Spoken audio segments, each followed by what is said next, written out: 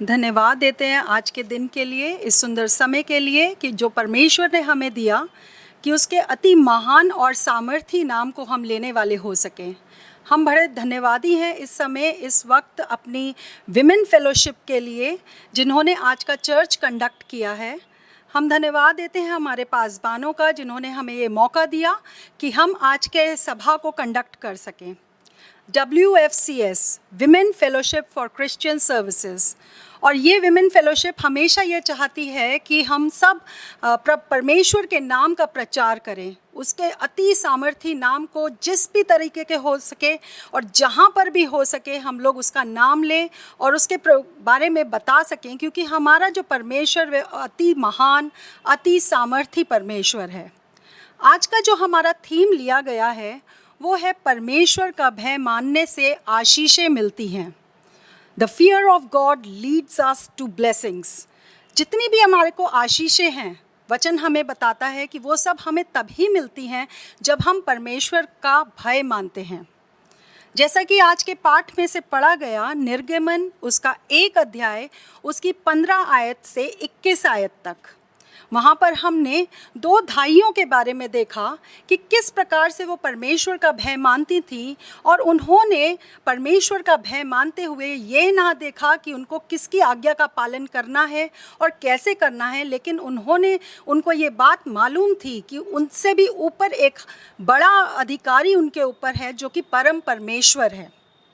अगर हम बाइबल को देखें, ध्यान से पढ़ें, तो पुराने नियम और नए नियम में से हमारे को बहुत से ऐसे लोग मिलेंगे जिन्होंने अपनी ज़िंदगी में ज़िंदगी भर जीवन भर परमेश्वर का भय माना।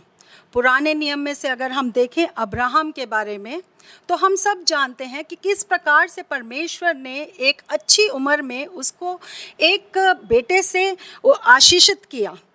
और वचन हमें बताता है कि जब परमेश्वर की उसने भय माना, अब्राहम ने जब परमेश्वर का भय माना, तो जातियों के समूह का मूल पिता उसको ठहराया गया। ये परमेश्वर की बहुत बड़ी आशीष थी अब्राहम के ऊपर। इसी प्रकार से अगर हम नूह की ज़िंदगी में देखें कि परमेश्वर ने किस प्रकार से, जब परमेश्वर को इतना परमेश्वर पर गुस्सा आ गया था कि उसने कहा कि मैंने इंसान को रचा अपनी हमदो सिताइश करने के लिए, लेकिन नूह के टाइम में परमेश्वर ने देखा कि किस प्रकार से जो इंसान था वो अलग अलग गलत कामों में लग गया। तब परमेश्वर ने उस समय, क्योंकि नूह परमेश्वर का भय मानता था, तो परमेश्वर ने उसको और उसके परिवार को बचाया। हम देखते हैं किस प्रकार से वो सिर्फ 8 जने एक बड़ी कश्ती के द्वारा, परमेश्वर के द्वारा वो बचाए गए जिस वक्त वो जल प्रलय आया।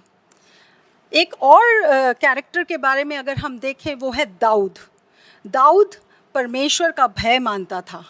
अगर हम देखते हैं उसकी ज़िंदगी में बचपन से ही जब वो गोलियत को मारने के लिए गया, तब भी उसने कहा कि मैं परमेश्वर के नाम से आता हूँ। वो परमेश्वर का भय मानता था और उसने अपनी ज़िंदगी में एक शाऊल राजा जो उसको मारना चाहता था, उसको भी मारने से इनकार कर दिया, क्योंकि दाऊद अच्छी तरह से जानता था कि शाऊल को परमेश्वर ने उसका अभिषेक किया है।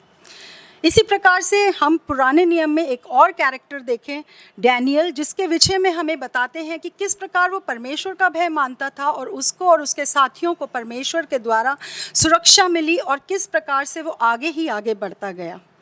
और हम अगर और देख सकते हैं कैरेक्टर्स, जैसे हम एस्थर की ज़िंदगी देखते हैं, हम आयूब की ज़िंदगी देखते हैं कि किस प्रकार से इन लोगों ने परमेश्वर का भय माना और ये आगे ही आगे बढ़ते गए और बहुत ज़्यादा आशीषित हुए। हम आयूब के विषय में देखते हैं कि किस प्रकार परमेश्वर ने जितना उसके पास था उससे ज़्यादा बढ़कर उसको दिया जब उसने परमेश्वर का भय माना। इसी प्रकार से अगर हम नए नियम में देखें, तो नए नियम में हम देखते हैं पौलुस परमेश्वर का भय मानता था, किस प्रकार से उसने यात्राएं कर करके परमेश्वर के बारे में बताया और किस प्रकार से परमेश्वर ने उसको अलग अलग जगहों पे आराम के साथ में पहुंचाया। हालांकि कितनी भी आंधी तूफान कुछ भी होता था, लेकिन किस प्रकार से वो आगे ही आगे परमेश्वर के वचन को फैलाता रहा। जब हम इस परमेश्वर के भय के बारे में आज जो हमारा विषय है हम देखते हैं, तो सबसे पहला जो प्रश्न हमारे सामने आता है वो ये है कि परमेश्वर का भय क्या होता है। What is fear of God. अगर हम नॉर्मल बात करें तो अगर हम देखें तो fear of God is sense of submission, अपने आप को परमेश्वर के हाथों में सौंपना, पूरी तरह से परमेश्वर को अपने आप को परमेश्वर के हाथों में कर देना, अपने हर डिसीजन को, हर एक कार्य को परमेश्वर के चरणों में रखना, और and to give him complete reverence, पूरी तरह से उसका आदर, उसका सम्मान करना। ये वो वाला डर नहीं है कि हम किसी अंधियारे से, अंधकार की शक्तियों से डर रहे हैं, नहीं, वो डर नहीं है। जब हम परमेश्वर के सामने आते हैं, उसका भय मानते हैं, तो ये वो डर है जब हम परमेश्वर को आदर देते हैं, उसको महिमा देते हैं। नीति वचन पुराने नियम में से हमें बताता है, उसकी 1 अध्याय नीति वचन और उसकी 7 आयत अगर हम उसे पढ़ें तो वो एक डेफिनेशन है कि जो परमेश्वर का भय क्या होता है। वहाँ इस प्रकार लिखा है, यहोवा का भय मानना बुद्धि का मूल है, बुद्धि और शिक्षा को मूढ़ ही लोग तुच्छ जानते हैं। नीति वचन 8:13 में अगर हम देखें तो एक और व्याख्या मिलती है हमको, यहोवा का भय मानना बुराई से बैर रखना है। ये 2 चीज़ें हैं। एक तो पहली चीज़ है कि बुद्धि का मूल है, जब हम परमेश्वर का भय मानते हैं तो वो एक बुद्धि का मूल है। इंग्लिश में अगर हम इसकी डेफिनेशन देखें, the fear of God is beginning of wisdom, but fools despise wisdom and instructions. जो बुद्धू होते हैं, जो सोचते हैं कि हम परमेश्वर का भय नहीं मानेंगे, वो एक गलत काम, एक बिल्कुल ही बेवकूफ़ी का काम करते हैं। और दूसरी बात जो हम दूसरी व्याख्या से सीखी वो है परमेश्वर का भय मानना बुराई से बैर रखना है। हम इन दोनों चीज़ों को अच्छी तरह से इस चीज़ को समझ सकते हैं कि परमेश्वर का भय मानना क्या होता है। आज के वचन की तरफ अगर हम आए, जो हमारे सामने पढ़ा गया वो था निर्गमन, उसका 1 अध्याय, उसकी 15 आयत से 21 आयत तक। यहाँ जो 2 धाइयों के बारे में लिखा गया है, ये एक बहुत ही हैरान करने वाली और बहुत ही भारी दुर्घटना थी जो उस समय मिस्र देश में हुई।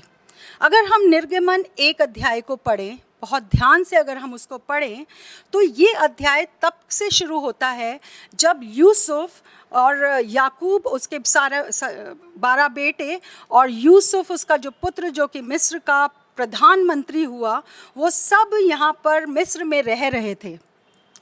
और थोड़े दिनों के बाद में क्या हुआ, थोड़े सालों के बाद में, कि यूसुफ और उसके सब भाई और उसके सब पीढ़ी के सब लोग मर मिटे। निर्गमन 1 अध्याय उसकी 6 आयत में हमें ये मालूम पड़ता है। और उसके बाद में क्या हुआ, अगर हम निर्गमन 1 अध्याय और 8 आयत में देखें कि वहाँ लिखा है, मिस्र में एक नया राजा गद्दी पर बैठा जो यूसुफ को नहीं जानता था। उसको ये नहीं मालूम था यूसुफ कौन था, उसको ये नहीं मालूम था कि उसको किस प्रकार से प्रधानमंत्री बनाया गया। और 9वीं आयत में वो कहता है, उसने अपनी प्रजा से कहा, इस नए राजा ने अपनी प्रजा से कहा, देखो इज़राइली हमसे गिनती और सामर्थ में अधिक बढ़ गए हैं। इज़राइली लोग जो परमेश्वर के लोग थे, वो मिस्र देश में अधिक सामर्थ में और अधिक बढ़ोतरी उनकी हो गई थी। और इस बात से वहाँ का राजा बहुत घबरा गया था। और उसने क्या डिसीजन लिया उस समय, अगर हम 10वीं आयत को देखें, इसलिए आओ हम उसके साथ बुद्धिमानी से बर्ताव करें, कहीं ऐसा ना हो कि जब वह बहुत बढ़ जाए और यदि संग्राम का समय आ पड़े तो हमारे बैरियों से मिलकर हमसे लड़ें और इस देश से निकल जाएं। और मिस्र के राजा को ये डर था कि अगर इज़राइली बहुत बढ़ गए तो हो सकता है कि एक दिन मिस्र पर से हमारा ही रूल ख़त्म हो जाए। और इस बात के भय ने उससे क्या करवाना चाहा। आगे अगर हम 11वीं आयत में पढ़ें तो वो कहता है, इसीलिए उन्होंने उन पर बेगारी करने वालों को नियुक्त किया कि वह उन पर भार डाल कर उनको दुख दिया करें। और उनको वो दुख देने लगा, उनको वो परेशान, उन इज़राइलियों को वो मिस्र का नया राजा परेशान करने लगा। अगर हम 13वीं आयत में देखें, वहाँ लिखा है, तो भी मिस्रियों ने इज़राइलियों से कठोरता के साथ सेवा करवाई। बहुत ही कठोर राजा था, उसने इज़राइलियों से बहुत ही कठोर सेवा करवाई और उनके जीवन को गारे, ईंट, खेती के भांति भांति के काम की कठिन सेवा से दुखी कर डाला। जिस किसी काम में वह उनकी सेवा करवाते थे उनसे वह कठोरता का व्यवहार करता था। और इसी के आगे जो आज का पाठ पढ़ा गया वो ये है कि किस प्रकार से उसको ये भी भय था मिस्र के राजा को कि कहीं ऐसा ना हो कि इन्हीं इजराइलियों में से कोई एक लड़का जन्मे, वो बड़ा हो और वो हमारे ऊपर रूल करने लग जाए।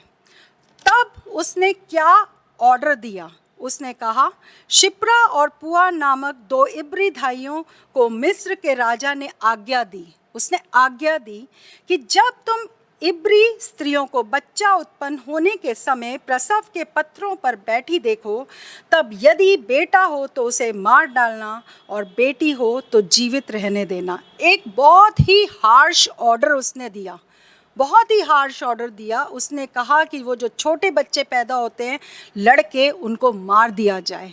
एक बहुत ही गलत ऑर्डर था उस समय जो दिया गया था। और यहाँ पर अगर हम इसी के लिए अगर हम नीति वचन उसका 14 अध्याय और उसकी 26 आयत पढ़ें तो वहाँ लिखा है, यहोवा का भय मानने वालों को दृढ़ भरोसा होता है और उसके पुत्रों को शरण स्थान मिलता है। यहाँ पर इस प्रकार से लिखा है कि उसके जो भय मानते हैं उनको दृढ़ भरोसा होता है। और यहाँ पर ये जो 2 दाइयाँ थी, शिप्रा और पुआ, आगे चल के हम देखेंगे कि किस प्रकार वो परमेश्वर का भय मानती थी और उनको दृढ़ भरोसा था अपने परमेश्वर पे। वो किसी हाई ऑफिशियल के ऊपर नहीं अपने आप को सोचती थी कि ये एक हाई ऑफिशियल है, क्योंकि उन्हें मालूम थी ये बात कि इनसे बड़ा एक और हाई ऑफिशियल उनके पास है, वो है हमारा परमेश्वर, जो कि उनको उनकी रक्षा करेगा अगर वो परमेश्वर का भय मानेंगी। और उन्होंने वो वाले ऑर्डर को नहीं माना। और 17वीं आयत में अगर हम देखें, वहाँ लिखा है, परंतु वे दाइयाँ परमेश्वर का भय मानती थीं, इसीलिए मिस्र के राजा की आज्ञा न मानकर लड़कों को भी जीवित छोड़ देती थी। जब हमको अपनी ज़िंदगियों में ये बात अच्छी तरह से मालूम होती है कि ये जो हमारे सामने बैठे हैं ये सिर्फ एक मनुष्य है, ये कोई इतना बड़ा इंसान नहीं है जिसका हमें ऑर्डर मानना है, जिसकी आज्ञा हमें माननी है। क्योंकि अगर हमें परमेश्वर का भय होगा तो हम उसकी इंसान की आज्ञा नहीं परंतु अपने परमेश्वर की आज्ञा मानेंगे। और वचन कहता है कि जो परमेश्वर का भय मानते हैं उनका दृढ़ भरोसा उस पर होता है। इसी प्रकार से एक तो ये हुई हुक्म मानने की बात कि अगर हम परमेश्वर का भय मानते हैं तो हम गलत हुक्मों को नहीं मान सकते हैं। दूसरी बात यहाँ है 18वीं आयत में अगर हम देखें, तब मिस्र के राजा ने उनको बुलाकर पूछा, तुम जो लड़कों को जीवित छोड़ देती हो तो ऐसा क्यों करती हो?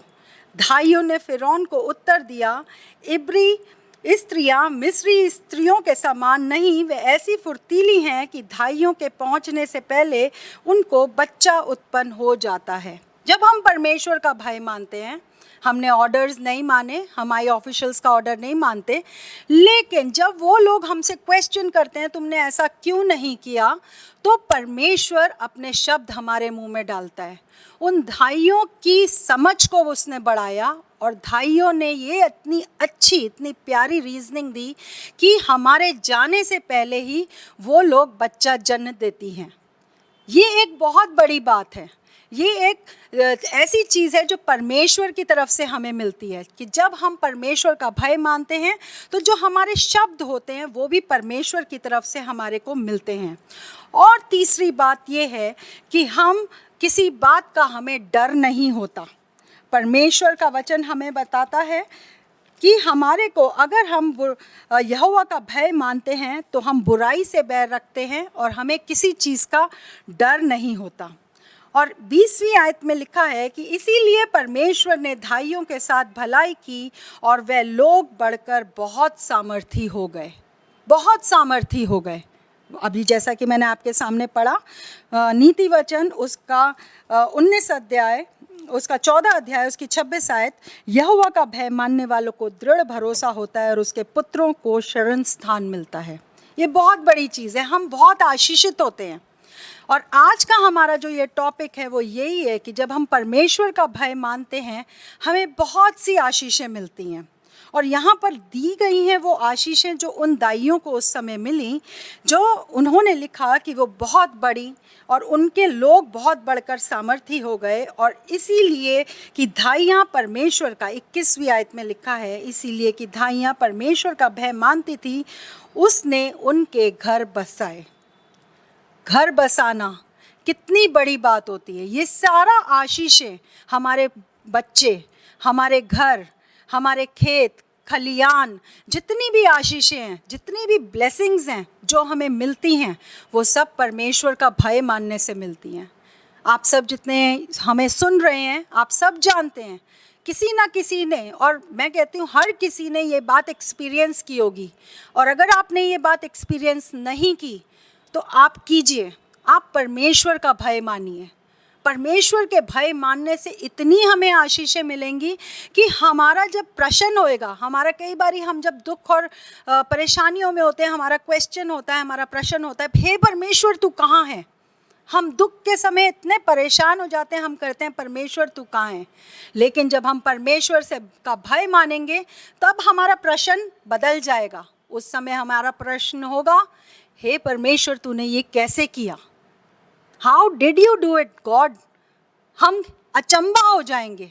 ये आशीषें होती हैं परमेश्वर का भय मानने वालों पे।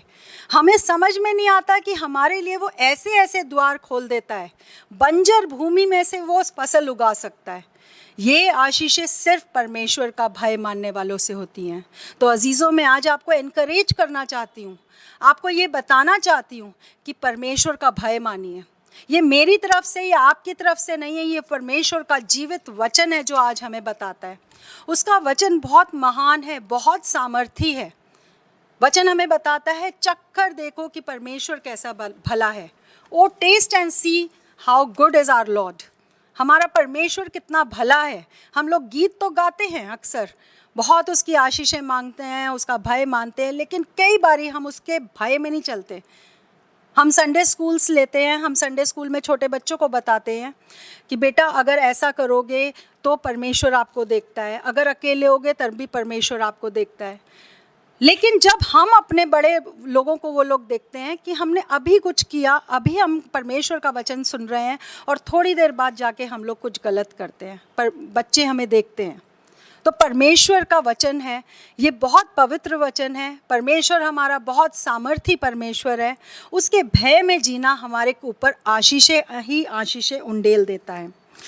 22वीं आयत में लिखा है, तब फिरौन ने अपनी सारी प्रजा के लोगों को आज्ञा दी, इब्रियों के जितने बेटे उत्पन्न हो उन सबों को तुम नील नदी में डाल देना और सब बेटियों को जीवित रहने देना। उसको समझ में आया, मिस्र के राजा को समझ में नहीं आ रहा था मैं क्या करूं। धाइयों को मैंने बोला ऐसे करने के लिए, लेकिन धाइयों ने ऐसी एक्सप्लेनेशन दे दी कि उसके आगे उनको समझ में नहीं आ रहा था कि मैं अब इनको क्या बोलूं। धाइयाँ उससे डरी नहीं, उन्होंने वो परमेश्वर से डरी और परमेश्वर ने उनके मुंह को खोला और उनको उस समय बताया कि क्या आपके ऊपर, क्या उन्हें बोलना चाहिए, मिस्र के राजा को किस प्रकार का जवाब, किस प्रकार का उत्तर देना चाहिए। और यही सब कह के मैं आज का जो वचन है इसको समाप्त करना चाहूँगी कुछ शब्दों में, कि किस प्रकार से जब हमारे ऊपर परमेश्वर का भय होता है, उसकी ब्लेसिंग्स हमें मिलती हैं। तो एक चीज़ है जो उसकी हमारे ऊपर मिलती है, जिसको हम बोलते हैं डिवाइन फेवर या ग्रेस। वो ग्रेस जो उसका अनुग्रह है। पौलुस कहता है तेरा अनुग्रह ही मेरे लिए बहुत है। हम ब्लेसिंग्स में हम ले सकते हैं, हम लोग हम कहेंगे हमारे को अच्छा घर मिले, परमेश्वर देता है। हम दुआ करते हैं, हम परमेश्वर से मांगते हैं, परमेश्वर अच्छा घर देता है। हम परमेश्वर से कहते हैं अच्छी गाड़ी दे, परमेश्वर देता है। हम परमेश्वर से कहते हैं अच्छी जॉब दे, परमेश्वर देता है। पर वो अनुग्रह जो परमेश्वर का हमारे ऊपर होता है वो तब होता है जब हमको अच्छा घर रहने को मिला, लेकिन हम क्या उसमें अच्छी तरह से रह रहे हैं बिना लड़ाई झगड़ा करे? क्या हम जिस बिस्तर पे सो रहे हैं जो हमें मिला, क्या उस पर हमारे को आराम से नींद आ रही है? क्या वो कार जिसको हम चला रहे हैं हर खौफ, खतरों, निगहानी, मौत, बुराई, चोट, एक्सीडेंट से बच के हमें कहीं हमारी मंजिलों तक पहुंचा रही है? क्या हमारे को जो नौकरी मिली, क्या हम उसमें खुश हैं? तो ये सब चीज़ें जब हमारे ऊपर परमेश्वर का एक डिवाइन फेवर होता है, एक ऐसा अनुग्रह होता है जो परमेश्वर का है, जो कि free, it is a free will of God, free gift of God जो परमेश्वर हमको देता है।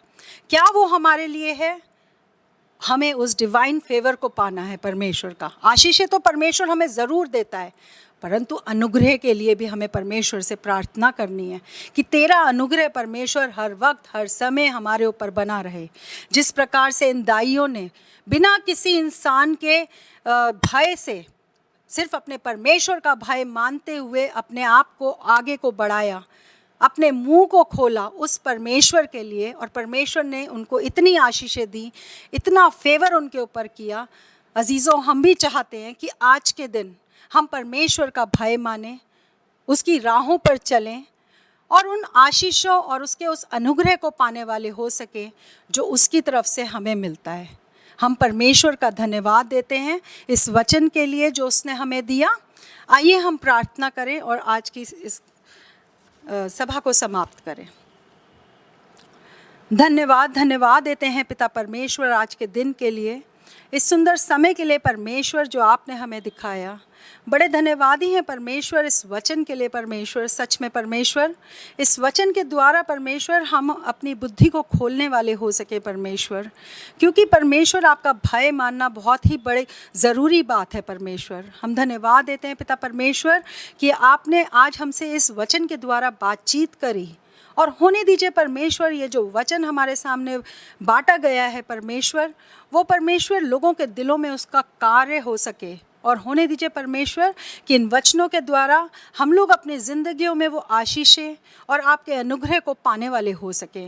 जिस प्रकार से परमेश्वर आपने उस समय काम किया, उन भाइयों के साथ आप रहे, वो आपका भय मानी, हम आपसे गुजारिश करते हैं, विनती करते हैं, प्रार्थना करते हैं कि आपकी आशीषें, आप कि अनुग्रह हमें भी मिलने वाला हो सके और हम आपके भय और प्रेम में चलने वाले हो सके।